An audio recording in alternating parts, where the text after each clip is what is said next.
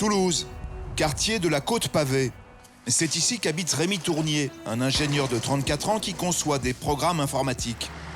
Un jour, ce père de famille en a eu assez d'emprunter ce qu'il décrit comme la rue la plus crottée de la ville. On devait aller au parc qui est au bout de la rue là-bas. Et donc on devait traverser cette rue et quand mes enfants apprenaient à faire du vélo, imaginez, là voilà, il faut éviter les crottes, il faut éviter les voitures, mais quand on va sur le trottoir, il faut éviter les crottes. Dans la ville rose, le problème ne date pas vraiment d'hier. Déjà en 2006, la municipalité avait lancé une campagne de sensibilisation à ce fléau.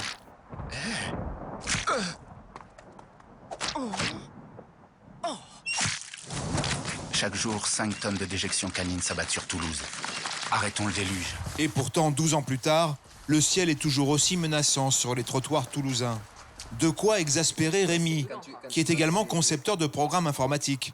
Il met alors au point une application pour smartphone, Bye Bye Trottoir. C'est très simple, je me géolocalise. Ça y est, il m'a géolocalisé à 6 mètres près. Je prends en photo la crotte, hop, et l'endroit à côté. J'enregistre, je l'envoie, et ça y est.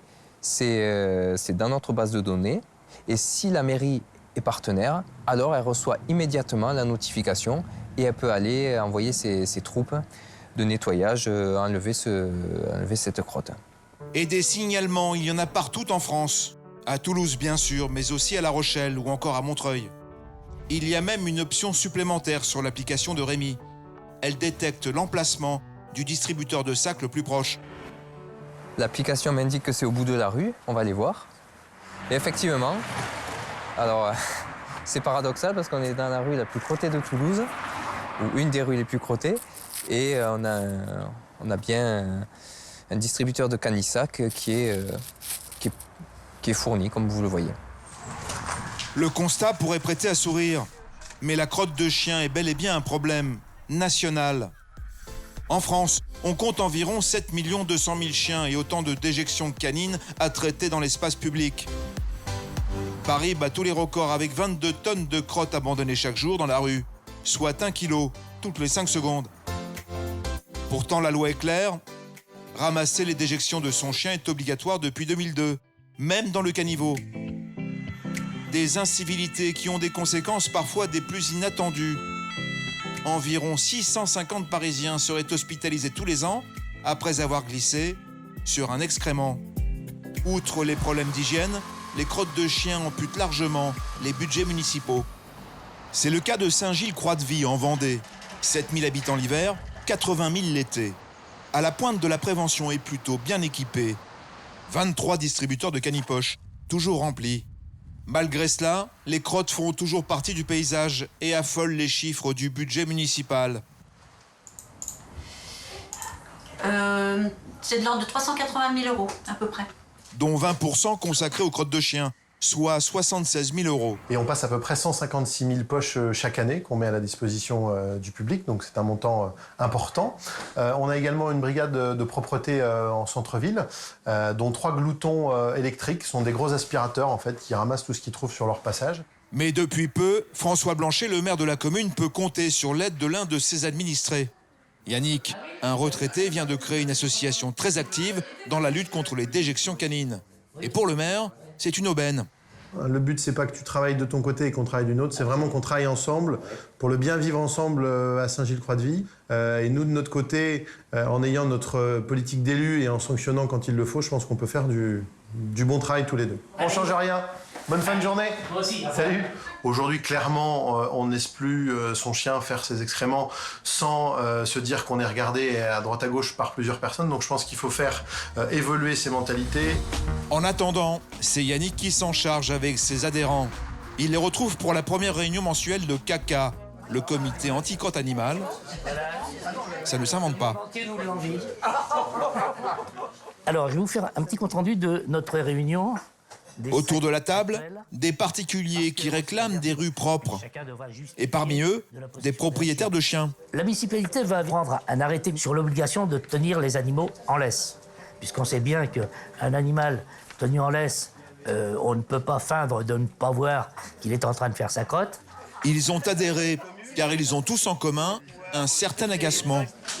Ça faisait deux matins que je me suis ramassé à 1,50 m du trottoir, une grosse merde comme ça, là, devant mon entrée. Alors là, j'en ai marre.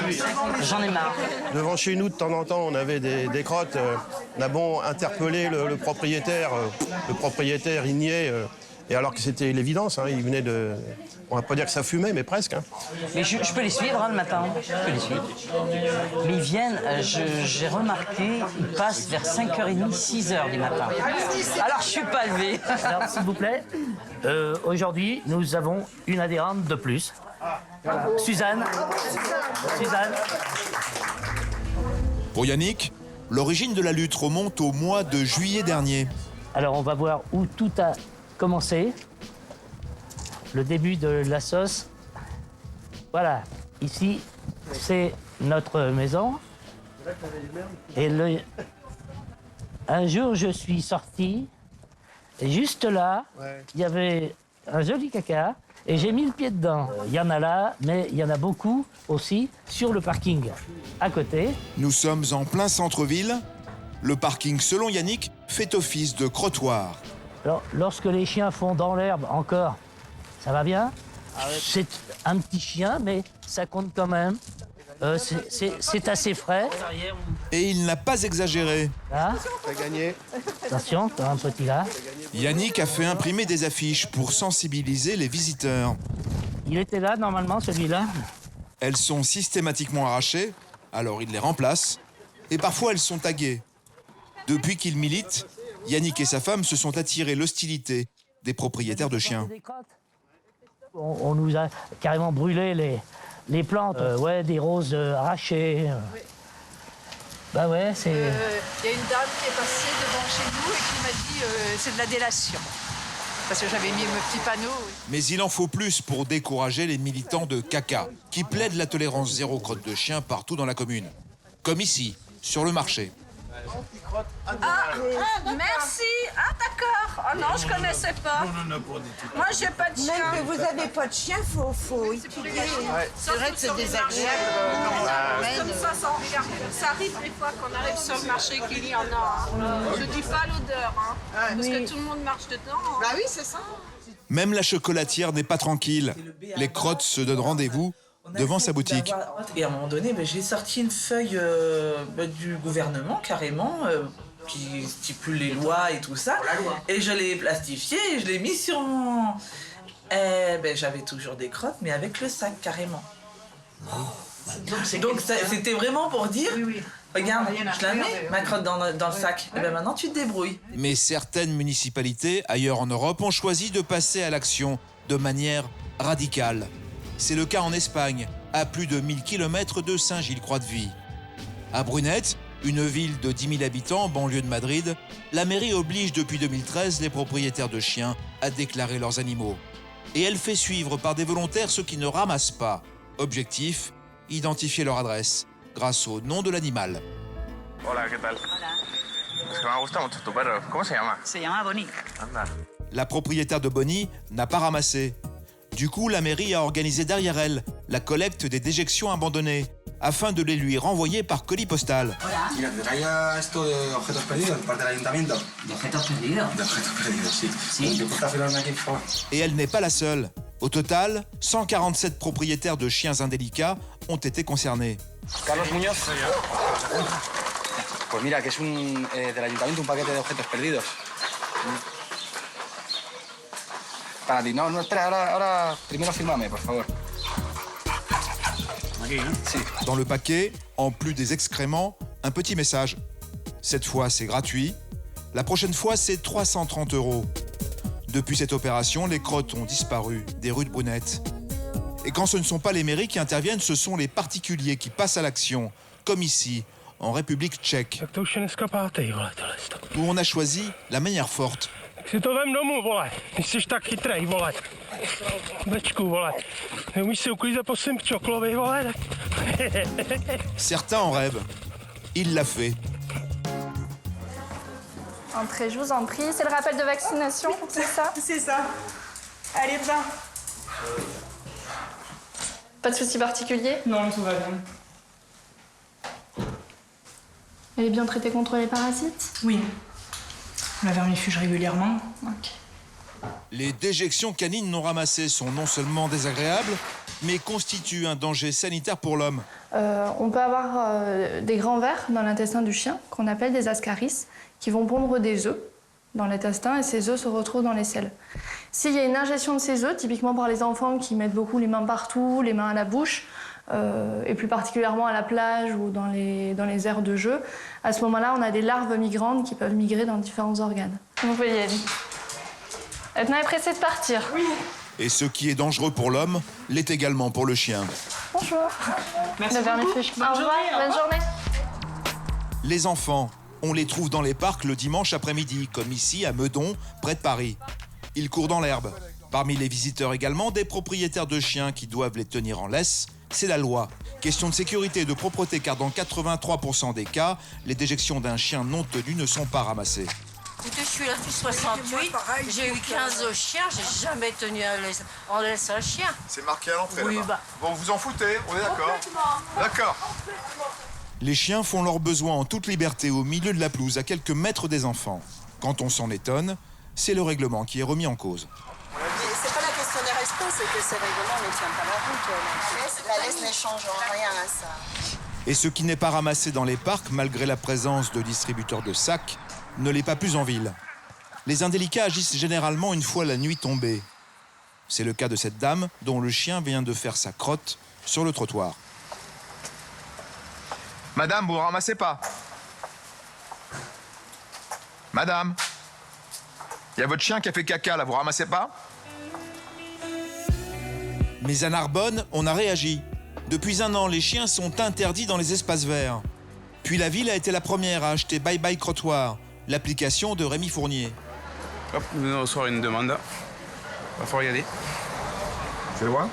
Juste à côté, on peut y aller. Depuis son déploiement, les motocrottes sont en alerte. La mairie s'engage à nettoyer tous les signalements dans l'heure. Ici, il n'aura fallu à Cyril que 10 minutes. Mais c'est une tâche qui ne connaît pas de répit. Je dirais bien plus d'une centaine, entre 100 et 200 à peu près par jour, au moins. Disons que les gens, ils ne ramassent pas, déjà, ils ne font pas leur devoir, déjà. Et après, c'est l'incivisme, de toute façon.